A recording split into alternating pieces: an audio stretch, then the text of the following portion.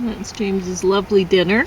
Some shrimp and those are baby zucchinis from James's garden. They're the smallest ones. So I fried them up today with these things, which are Rava Dosa.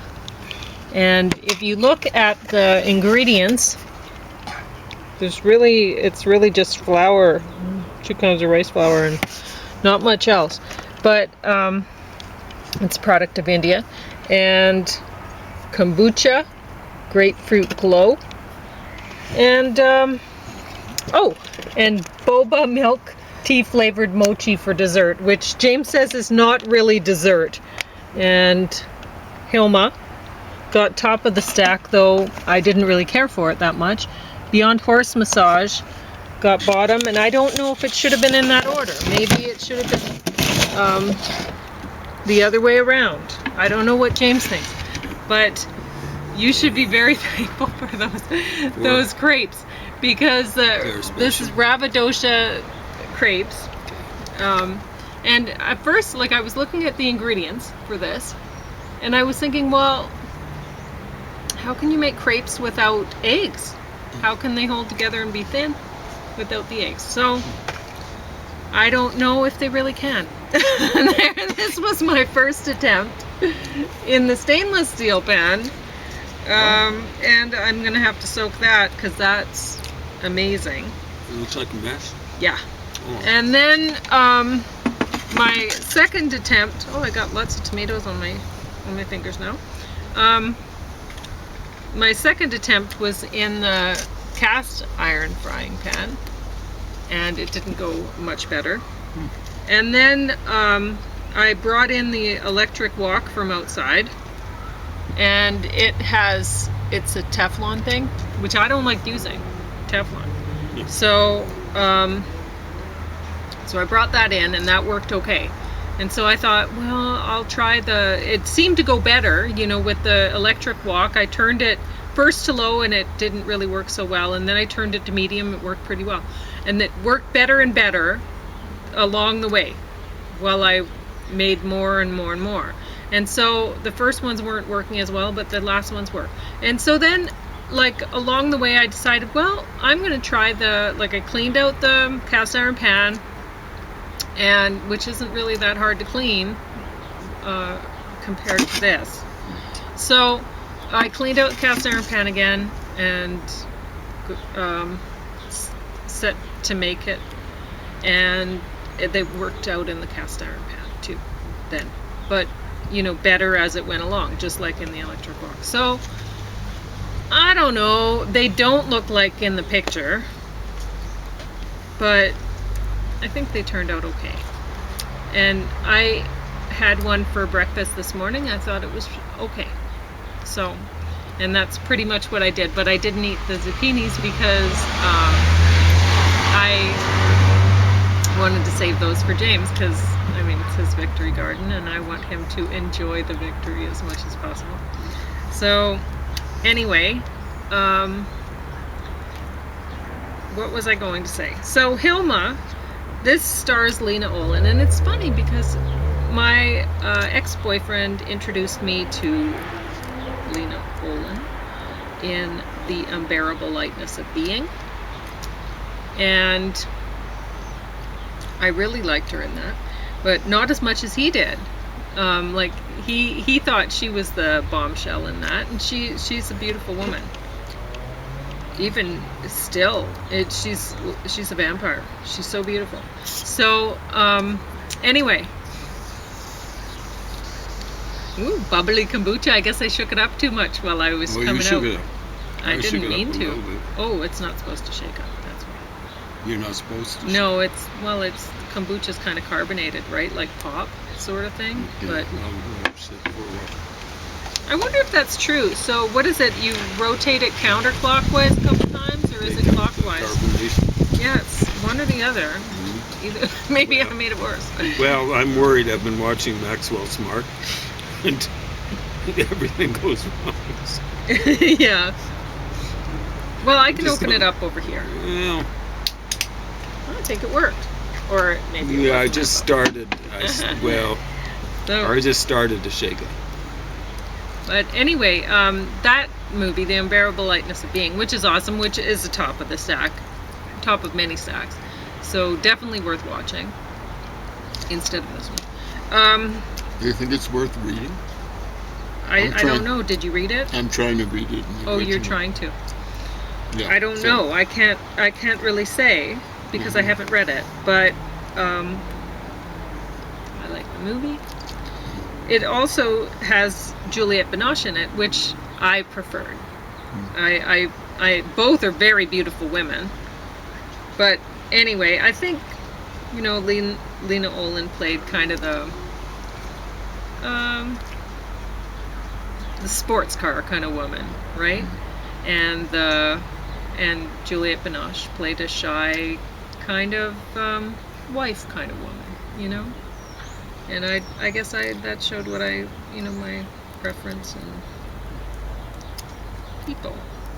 But it's funny because so many people always, like, obviously my ex-boyfriend thought of me more as a race car sort of person, and somebody actually referred to me as their Maserati once, and I thought, wow, you don't know me at all. Like, he was comparing me and my best friend, he called her his station wagon. Oh my God. So he was saying that she was like the Juliette Binoche and I was like the Lena Olin, and I really lost all interest in the guy when he said that, because I thought, man, you don't know me at all. And you don't know her, because she was a race car kind of woman. But Yeah. anyway. Have I met her? You have. Race I car would- kind of woman, right? Well, stock car race, which is American, not Formula One. I don't. You didn't like her as much as I did about, like, or think she was as hot as I thought she was, I guess. I thought she was really hot. Anyway, Believe me, stock cars. I'm the kind of person Stock cars can go who really keeps fast. on trying with the Rava Dosa instant mix until she finally gets them right. Just keep going and going. So, anyway, we got this on clearance from Shoppers Drug Mart, as well as the boba milk tea flavored mochi, and James says those are not good. The Well- packaging is really cool. I like the packaging, right? And honestly, Does it seem healthy or something? no, I don't know. It doesn't really seem unhealthy. I don't know. But I'm going to try one of these so that I can give it a little review. I'm not eating anything else with it right now, so. Now Did you want one understand, right well, now? I was eating it in the process of eating a piece of cake. So Yeah, so it might actually taste a little bit better if you're not eating cake first. So we'll see what you think ooh, of that. kombucha tastes medicinal. Okay. Well, James doesn't like this kombucha. Well, I'm not saying it's bad necessarily, but it's very strong. Okay. I think you'll find boba I like it. not that strong. It's kind of It's subtle. not strong. Very subtle. But I don't mind it. Kind of like eating a jube. Kind of bland jube. Very well.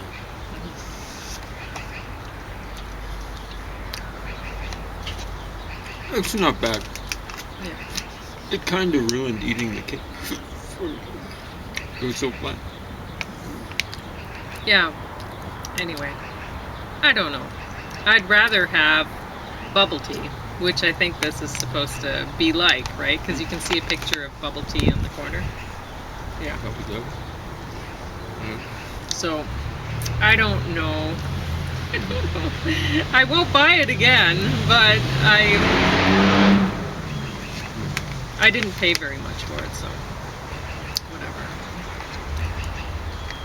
Anyway, so this is a story of Hilma, a woman who's an artist, so Hilma Klint. We watched a documentary a while Klimt, ago. K-L-I-M-T. I think N here it says. Okay. Okay. But we watched a documentary about her work and her Okay. life, I guess, a while back and reviewed it. So she's from Sweden, Okay. and this, it says director Lasse Hallström from Sweden. Yeah, very Swedish. So, but it's in English. You don't have to worry about subtitles or anything like that. So, in case you're wondering. But honestly, I thought more of the artist when I was watching the documentary, and you didn't really. It was the one where they were saying she was so ahead of her time. She was a modern artist that doing abstract stuff that people were then doing later on or whatever. Yeah. But I don't know. I don't know that her stuff was really cutting edge then, or whatever. I mean, if you do lousy art of a particular type, and then people start doing it 30 years later, and not necessarily under your influence, like what's the point? So this is the little zucchini. Little zucchini. Now these are peppers, but they're Yeah. not jalapenos. No, they look like bell peppers, so I'm hoping they are. Okay, I better approach it with caution. So, yeah, this tells a lot more about her life and what her art is supposed to represent.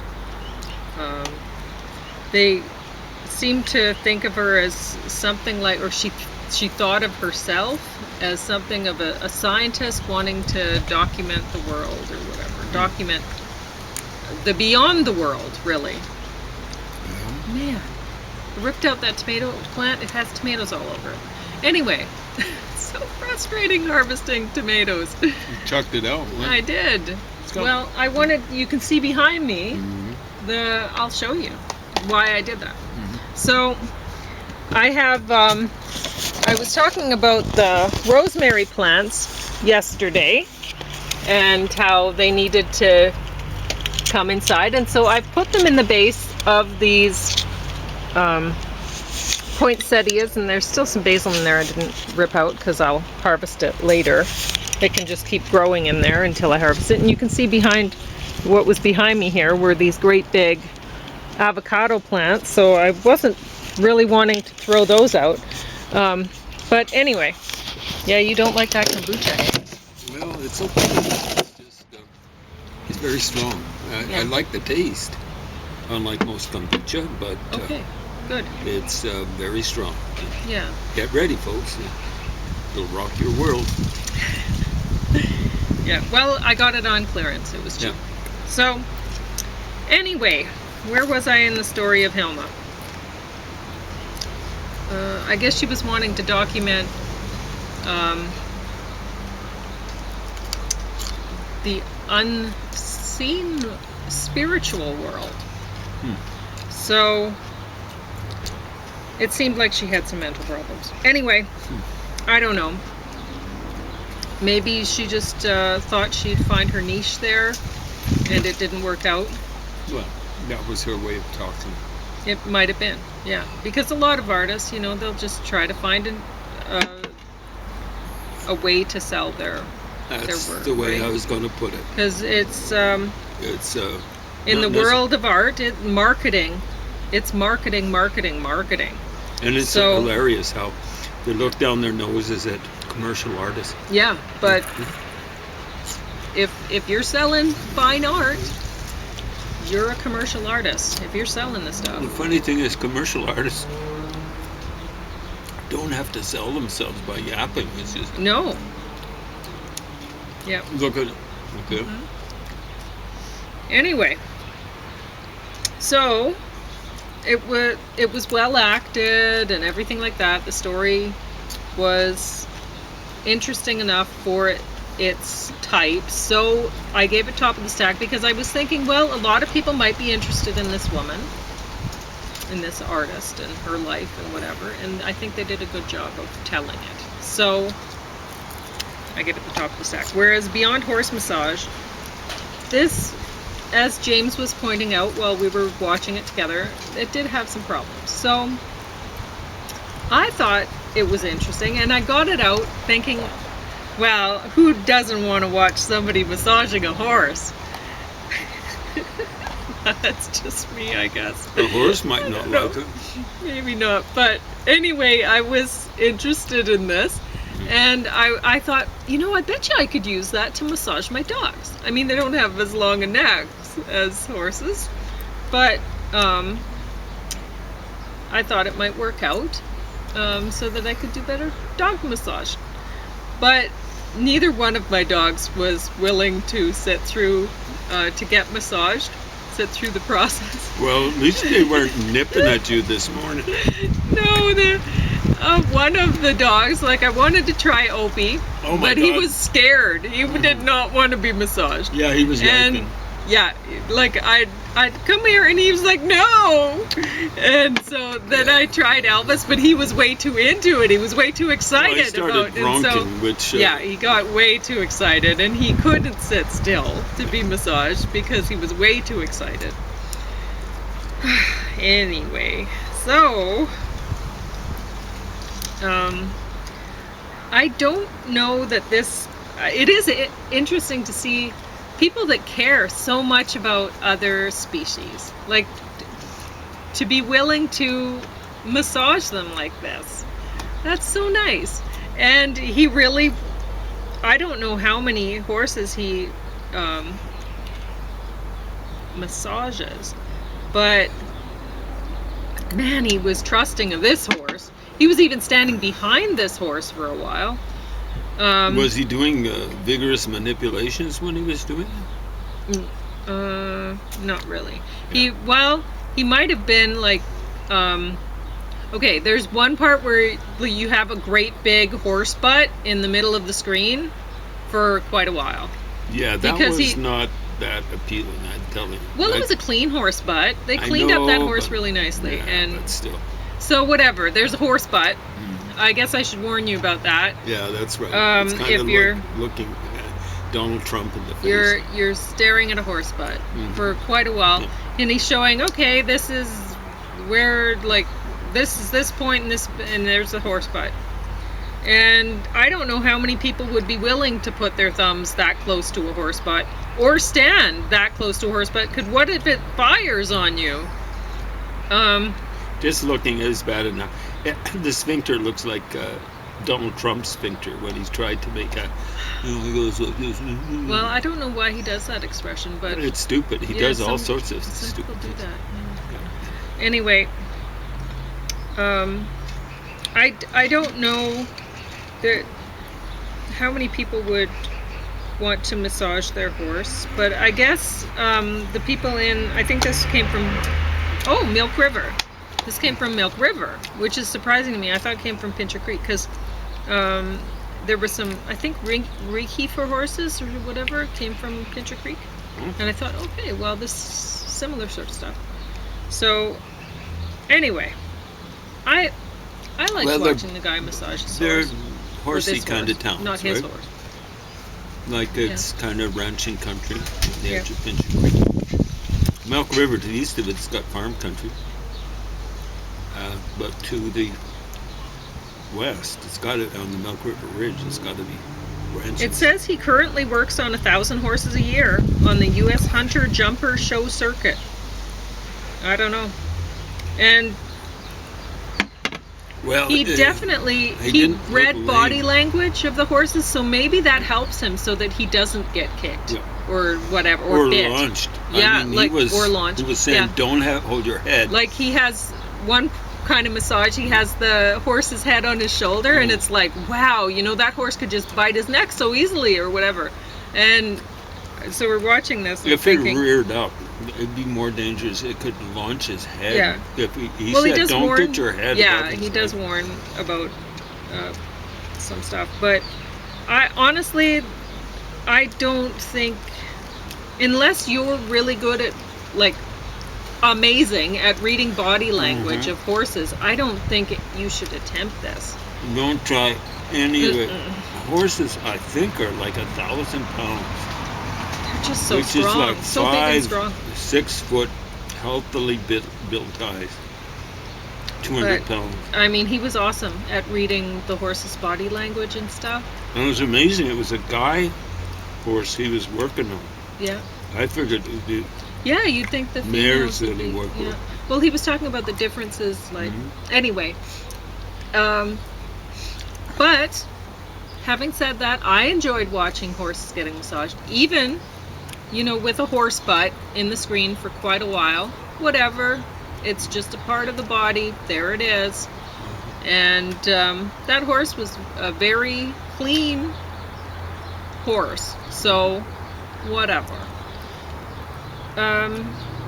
So maybe you'll enjoy watching it too. So I don't really have anything more to say. Well, just don't try it at home.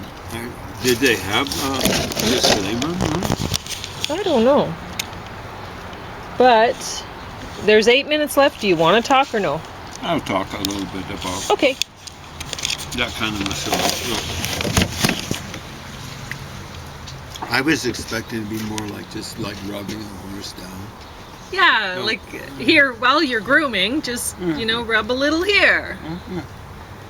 Whatever. No, I don't know what horses like. Do they like getting combed or whatever? I guess so. Maybe. I don't know. Not much about it. All I know is I'd want to be really gentle with the horse because you don't want to monkey with them. Like any bear that took on a horse would be borderline suicide. Is all I can say. Horses are huge and they're powerful. Oh, I should mention one more thing about Hilma. So, she wanted to get this, the movie starts out, she wants to get this temple made. Really, it's a gallery for her art. Mm-hmm. And they don't talk about that in here. They're saying, oh, well, she didn't want to show her art. Well, in the documentary I watched, she actually did, but nobody would show it. So, I don't know, a little bit of fictionalization here maybe. Maybe a whole lot. Yeah, and in this she was getting other people to fund her art projects and stuff, and I really don't believe in that. I believe everyone should do art, but I don't know if artists should expect that they should be able to do art and get funding for it. I don't Absolutely think not. that. If So- you can get people to buy the stuff at Yeah.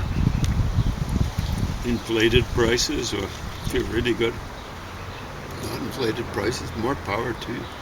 But don't be asking the government, and this applies to especially the university profs, to the government to be churning out K-rap or any sort of But, stuff. I mean, she's talking about spirituality, and I think that's what made me think, oh, she wasn't actually this spiritual person. This is just a way for her to market her art course. and to get funding from the person who was actually, or from the people who had introduced her to this spirituality type, maybe, right? Yeah. And so, I don't know, that's kind of what I was leaning towards while I was watching this. Because at first, when she wants money for the temple, okay, but the temple's going to have her art all the way around it, all the way up. So the temple, she's like created this architectural design, which I don't know how much of an architect she was. I don't That's know. a problem, isn't it? I don't know if this design, at the end of the movie, they show this building, which it must be Her design. something like her design or whatever, and it must have her art in it, or why would they be showing it, right? So it must be like that temple design. But honestly, I think it's like a temple to her, Of course. right? Because it's her art all the way. It's nobody else's art. It's just her art in there. So it's her own private gallery that she wants other people to fund, I think. And so, anyway, I'd say But- artists. if you look at it, you might see something different. I won't say they're the ultimate egotists. But they're pretty close. That's any type of artist, on average. It's look at me. Now the ultimate egotists are obey me, which are aggressive propaganda. Yeah, and it bothered me too that she was leaders. Thinking of herself as a scientist. And no, art is just a tool for her to use to document this, map this spiritual whatever, or it's no, artists are not scientists. Yeah, it's the way I've been putting it for a long time. So when I hear that, I'm thinking, wow, is she ever an egomaniac? And maybe a little bit nuts. And it was just her way of selling herself. But maybe just her way of selling They've been doing that ever since.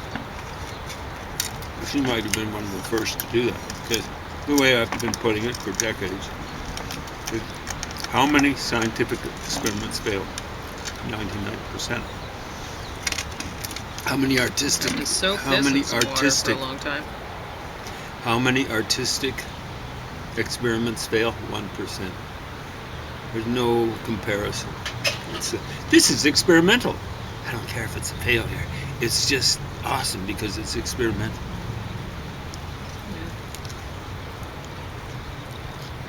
Yeah. Anyway, how do you like your wraps? The crepes, would you rate them well? So you think I should make them again for you or no? Mm-hmm. See, the recipe says on the back to add green chilies and coriander to the mix and whip, and I'm very glad that I didn't, because I would have wasted a lot of green chilies and coriander. For one thing, like this, it's just a setup thing for whatever you put on it. Yeah. And it says to put your favorite filling, like spicy potatoes or banana masala or whatever. And I was thinking, oh, well, I could make some tikka masala on potatoes and stuff and stick them in sometime. So maybe I will. And we'll see if James likes them even more that way. So, I like the good, healthy filling. Okay. When I've got some stuff left over, I've just been tipping it into this shrimp sauce or whatever. Sure. It's working out. Good. It's not the best sort of thing. But yep. You were calling them basically like waffles? Were you? Waffles? Well, they're crepes. Mm-hmm. Yeah. But they're not, they're different than like the crepes that we're used to eating with eggs in them. They're not like that. Well, that's an attraction, but... Well, I don't know. I like crepes. I like crepes. I don't like the idea of eggs. My mom taught me how to make them when I was little, and the best way to make them and this is in a blender, and just let it sit and then mix again and then pour. That's the best way to, because then you can pour right from the blender into the pan. So this is Indian product. Get used to it. Like if you're not used to Indian products by now.